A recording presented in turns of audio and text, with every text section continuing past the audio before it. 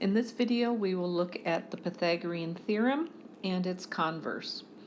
By definition, the Pythagorean theorem must and only occurs in a right triangle. So here I have a right triangle with the sides labeled A, B, and C. If you recall, side C is actually the hypotenuse. So the theorem says that in a right triangle, and you must have the right triangle notation or be given the words that it's a right triangle, the sum of the squares of the sides, all right, or the legs. So A is a leg and B is a leg. So if you square those values and add them together, it will always equal the square of the measure of the hypotenuse. Or in other words, the theorem says that a squared plus b squared will always equal c squared. And again, that translates to leg squared plus leg squared is equal to the hypotenuse squared. So when you are looking at a right triangle, make sure that the hypotenuse is always the side opposite the largest angle, which is the 90-degree angle.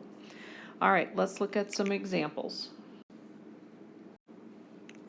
In right triangle ABC, so let's go ahead and draw this right triangle.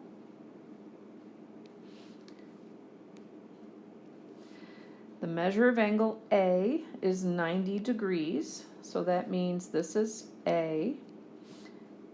And how you label B and C is up to you, but you must label vertice A at the right angle since that's given. The measure of side AB is equal to 9. So we're going to come over here and label this side as 9.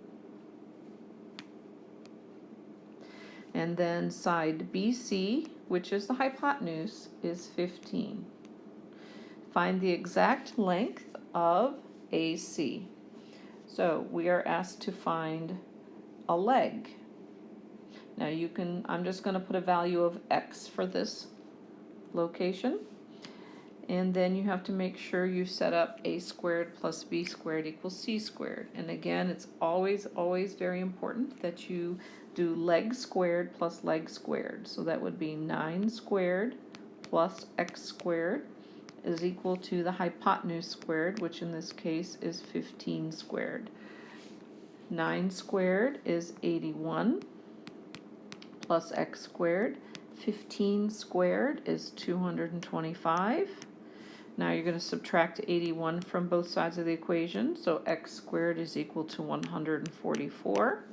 Then you're going to take the square root of both sides, and if it's a perfect square, in this case 144 is, then your value is 12, perfect square.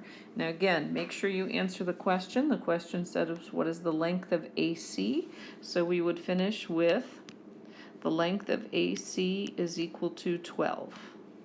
And that would be the end of that problem. So let's go to the next example.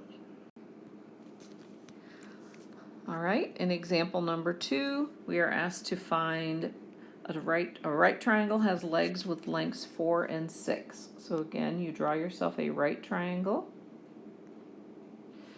Label the legs 4 and 6. So again, your legs have to be the sides that are not hypotenuse. So this is the hypotenuse. So we're going to label our legs 4 and 6. And what is the length of the hypotenuse in exact radical form? You can put c there, or you can put x. So here we go. 4 squared, leg squared, plus leg squared is equal to hypotenuse squared. 16 plus 36 is equal to x squared. 16 plus 36 is equal to 52. So then we're going to take the square root of 52 and the square root of x squared. So x is equal to the square root of 52, which is not a perfect square. So then you have to ask yourself, can I simplify 52? Using your factor tree method, we know it is an even number. So I'm dividing by 2, dividing by 2. So we have a pair of 2's and a 13. So my final answer is in exact radical form, 2 square root 13. So the hypotenuse is 2 times the square root of 13. If you leave your answer not in simplified radical form, you're not going to get full credit for the problem. So make sure you always answer the question and always simplify square roots.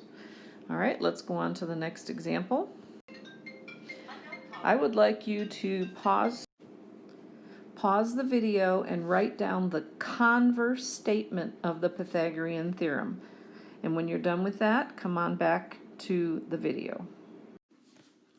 All right, I hope you wrote something to this effect.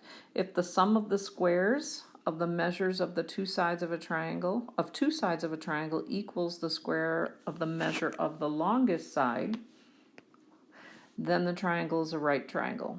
So in other words, if you can prove that the longest side squared equals the sum of the squares of the other two sides, then you verify that you have a right triangle. So let's look at that in an example. Decide if these numbers could represent the sides of a triangle. Number 1, square root of 13, 6, and 7. So first of all, you have to decide which is the longest side of these three. Well, you know the measures of 6 and 7. So the square root of 13 is going to be more than the square root of 9, but less than the square root of 16. So that's somewhere between 3 and 4.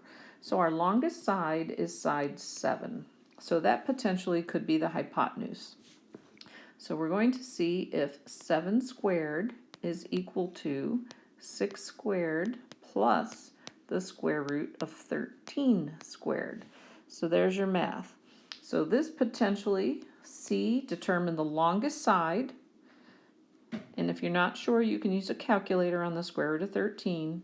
But 7 is the longest side, so we square it, which is 49. 6 squared is 36. And when you square the square root of 13, you just get 13.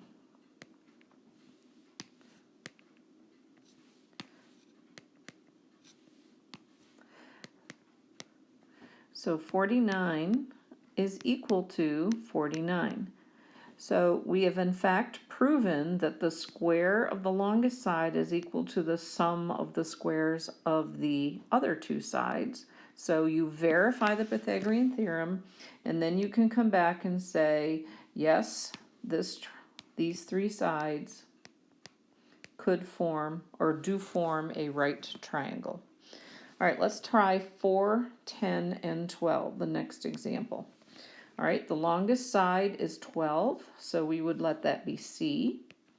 So we say C squared is equal to leg squared plus leg squared. 12 squared is 144. 4 squared is 16. 10 squared is 100. So we get 144 equals 116, which is false. So then we would say, no, these three side lengths do not form the right ratio for a right triangle. All right, pause the video when you try number 3. All right, I hope you determined that yes is the correct answer here. You should get 6,084 on both sides of the equation. So these three measures do indeed form a right triangle. This concludes the Pythagorean theorem and its converse. If you have any questions, please contact your teacher.